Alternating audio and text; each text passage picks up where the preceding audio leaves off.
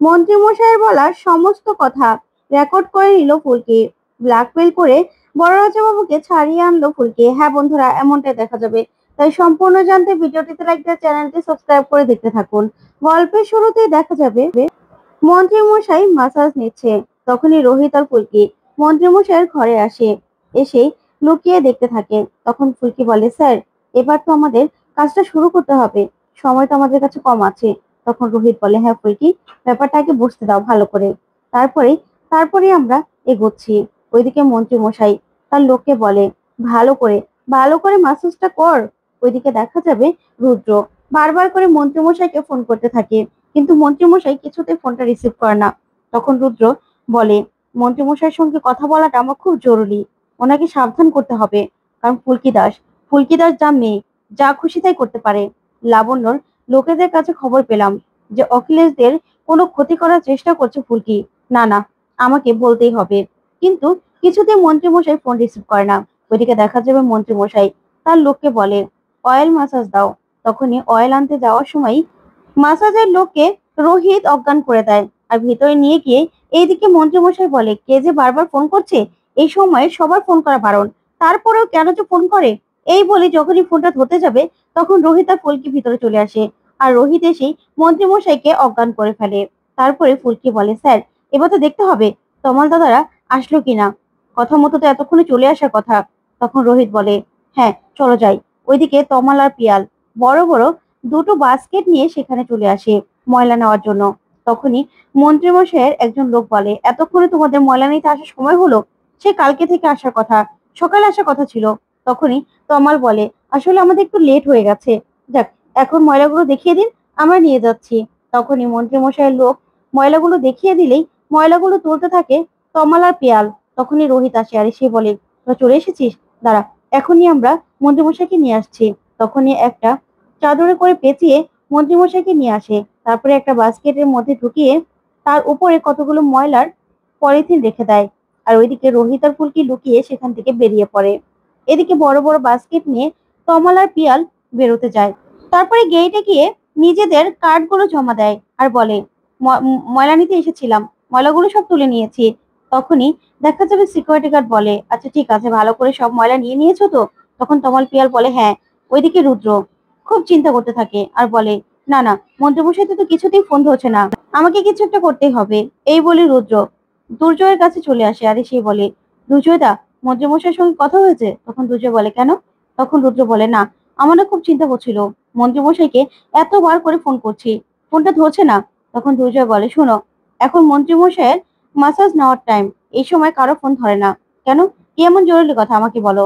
তখন রুদ্র বলে, আমি একটা গোপন সূত্রে খবর পেয়েছি, ফুলকি দাস মন্ত্রীমশাইয়ের কোনো ক্ষতি করার চেষ্টা করছে, তাই আমি মন্ত্রীমশাইকে সাবধান করতে এসেছিলাম।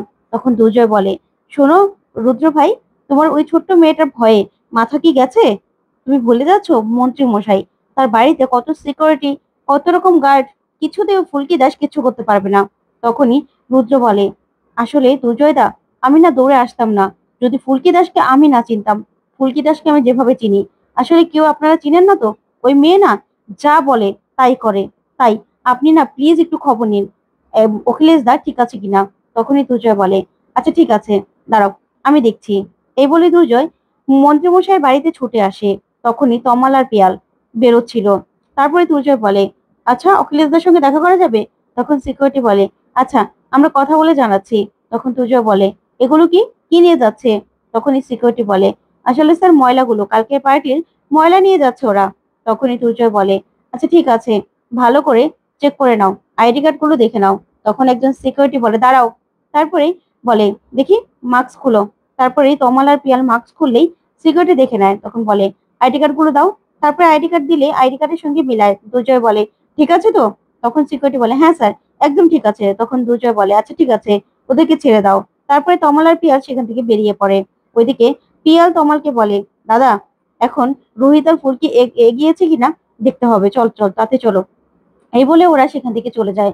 ওইদিকে তুজয় ভিতরে গিয়ে যখন দেখে মন্ত্রী মশাই নেই, দৌড়ে আসে আর এসেই বলে, বড় বড় বাস্কেট নিয়ে যে ছেলেগুলো বেরোলো, ওরা কোথায়? মন্ত্রী মশাই তো রুমের মধ্যে নেই। তখন তো কান্নাকাটি পড়ে যায়। ওইদিকে অখিলেশ দার মা কাঁদতে থাকে আর বলে, আমার ছেলেটা কোথায় চলে গেল, কোথায় চলে গেল ওরা?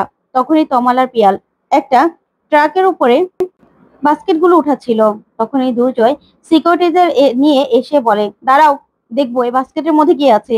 তখনই তমালার পিয়াল বলে, এগুলোর মধ্যে অনেক গন্ধ, ময়লাগুলো। তখন দুর্জয় বলে, আমরা দেখবো, তোমাদের কোনো সমস্যা আছে, দেখাও।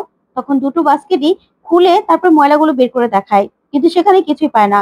ওদিকে সিকিউরিটি বলে, স্যার, এখানে তো কিছুই নেই, আমরা তো কিছুই পেলাম না। তখন দুর্জয় বলে, কিন্তু মন্ত্রী মশাই কোথায় চলে গেল? তখন রুদ্রের কথাই সত্যি বলে দুর্জয় চিন্তা করতে থাকে। ওইদিকে দেখা যাবে রোহিত ফুলকি মন্ত্রীমশাইকে মোটর সাইকেলে করে সেখান থেকে নিয়ে চলে যায়। তখন ফুলকি বলে, ভাগ্যিস তমাল দাদা আর পিয়াল দাদা আগে আগে মন্ত্রীমশাইকে আমাদের কাছে দিয়ে গিয়েছিল, এখন ওইদিকে কি অবস্থা কে জানে। তারপর দেখা যাবে নবাবগঞ্জের একটা ক্লাব ঘরে মন্ত্রীমশাইকে বেঁধে রেখেছে রোহিত ফুলকি তমাল পিয়াল। তখন রোহিত ফুলকি আসে, এসে বারবার করে মন্ত্রীমশাইকে ডাকে, কিন্তু কিছুতে ওঠে না। তখনই রোহিত জল এনে মন্ত্রীমশাইকে উঠানোর চেষ্টা করে। তখন ফুলকি বলে, স্যার, এভাবে হবে না, অন্যভাবে ট্রাই করতে হবে। তখন পুরো 1 গ্লাস জল মন্ত্রীমশাইয়ের মুখে ছুঁড়ে মারলেই মন্ত্রীমশাই উঠে যায়। তখন ফুলকিকে দেখে বলে, ফুলকি, তুমি এখানে? আমাকে এখানে বেঁধে রেখেছো কেন? তোমাদের এত বড় সাহস, আমাকে এখানে ধরে এনেছো? তুমি জানো এখন প্রেস, মিডিয়া, পুলিশ সবাই আমাকে খুঁজবে, তোমাদের না ঠিক খুঁজে বের করে ফেলবে। তখন ফুলকি বলে, আচ্ছা, আপনি যে এত লোকের ভিড়েও আমাকে চিনতে পেরেছেন সেটা আমার সৌভাগ্য দাদা, কিন্তু আপনাকে তো বলতে হবে যে আমার বাবা কোথায়। তখনই মন্ত্রী অখিলেশদা বলে, আমি আমি কি করে জানবো তোমার বাবা কোথায়? তখন ফুলকি বলে, দেখুন, আমি কিন্তু ফাঁকা ওয়াজ দিই না। আমার বাবা কোথায়? আমার বাবাকে আপনি কিডন্যাপ করেছেন। আমার বাবাকে না পেলে কিন্তু আমি আপনাকে ছাড়বো না, কিছুতেই না। তখনই রোহিত বলে, দেখুন, বলে দিন ফুলকির বাবা কোথায়। তখনই অখিলেশ বলে, আমি বলবো না, কিচ্ছু বলবো না। তারপর ফুলকি বলে, আমি আসছি। তারপর ফুলকি ইলেকট্রিক শর্ট দেওয়ার জন্য দুটো তার নিয়ে আসে আর বলে, দেখুন, এবার আপনাকে বলতেই হবে, মুখ খুলুন, কোথায় আমার বাবা? আমার বাবা কোথায় আছে? তখন এই কথা বললে অখিলেশ ভয় পেয়ে যায় আর বলে, কি করছো তুমি? তখন ফুলকি বলে, হ্যাঁ, আমি কিন্তু ফাঁকা আওয়াজ দিই না। আপনি খাবার জল কিচ্ছু পাবেন না, শুধু ইলেকট্রিক শক খাবেন। বলুন, বলুন আমার বাবা কোথায়? তখন রোহিত বলে, হ্যাঁ, আপনাকে কিন্তু বলতেই হবে, আপনি না হলে এখান থেকে বেরোতে পারবেন না। তখন মন্ত্রী বলে, 24 ঘন্টা, 24 ঘন্টার মধ্যে পুলিশ আমাকে এখান থেকে উদ্ধার করে নিয়ে যাবে, বুঝতে পেরেছো? তখন রোহিত ফুলকি বলে, আচ্ছা ঠিক আছে, দেখি কেমন নিয়ে চলে যায়। তারপরে সেখান থেকে রোহিত আর ফুলকি বেরিয়ে যায়। তখনই অখিলেশ ভয় পায় আর মনে মনে বলে, ওরা চলে গেল, বেরিয়ে চলে গেল। তারপরে রোহিত ফুলকি তমাল পিয়াল দাঁড়িয়ে আছে। তখনই পিয়াল বলে, এই আবার মরে গেল না তো ভয়ে? তখন রোহিত বলে, ছাড় তো, ও মরবে। তারপরে রোহিত আর ফুলকি আবার ভিতরে আসে। তারপরে রোহিত বলে, কি স্যার, বলুন, ফুলকি বাবা কোথায় আছে? তখনই অখিলেশ কিছু বলতে চাইলেই রোহিত বলে, এবার মনে হচ্ছে মনটা গলেছে। তখনই ফুলকি মোবাইলটা চালু করে নেয়। তারপরে অখিলেশ বলে, কিডন্যাপ করবো না তো কি করব? ফুলকি আমাকে সবার সামনে অপমান করেছে, আমারও তো একটা মান সম্মান আছে, তার জন্যই সবকিছু করেছি। তখন রোহিত বলে, তার মানে স্বীকার করলেন না আপনি ফুলকি বাবাকে কিডন্যাপ করেছেন? তখন অখিলেশ বলে, হ্যাঁ করেছি, কিন্তু ছাড়বো না, কিছুতেই ছাড়বো না। তখনই ফুলকি বলে, ছাড়তে তো আপনাকে হবেই, না হলে দেখেছেন এই ভিডিওটা আমি এখনই সুনন্দাদিকে দিয়ে দেবো, তারপর প্রেস, মিডিয়া সবাই জানতে পারবে আপনার কুকীর্তির কথা। হ্যাঁ, আমি আপনাকে কিডন্যাপ করেছি, তার জন্য আমার শাস্তি হতেই পারে, আমার কিন্তু হারানোর কিছু নেই, কিন্তু আপনার হারানোর অনেক কিছু আছে, গদি, লোকজন, তারপরে নিজের ভাবমূর্তি সবকিছু হারাবেন আপনি। এবার চিন্তা করে দেখুন, আপনি কি বলবেন না বলবেন না? আমার বাবাকে তাড়াতাড়ি আপনার দলের মানুষকে ছেড়ে দিতে বলুন, তাহলে আমার বাবা ফিরে আসলেই আমি মনোনয়নপত্র জমা দিব। তখনই মন্ত্রী অখিলেশ অনেক ভয় পায় আর বলে, আচ্ছা, কি করতে হবে বলো। তখন ফুলকি বলে, এই না হলে কথা, বলুন, এবার কথা বলুন, আপনার দলের লোকদের সঙ্গে কথা বলুন।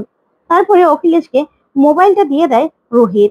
তো বন্ধুরা, এবার কি তাহলে ফুলকি তাহলে পারবে ওর বাবাকে ছাড়িয়ে এনে মনোনয়নপত্র জমা দিতে? তোমাদের কি মনে হয় অবশ্যই কমেন্ট করে জানাও। ধন্যবাদ।